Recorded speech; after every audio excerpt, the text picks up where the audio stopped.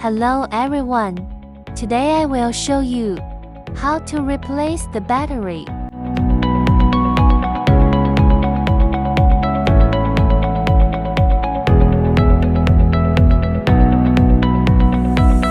Please make sure the machine is turned off when replacing the battery to avoid accidents.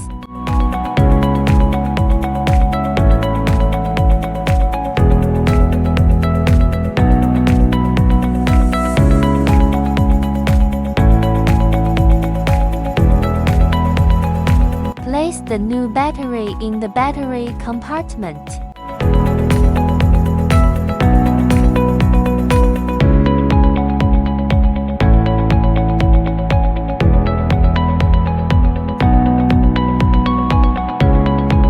Power on test to check if the battery is working properly. Thanks for watching. See you next time.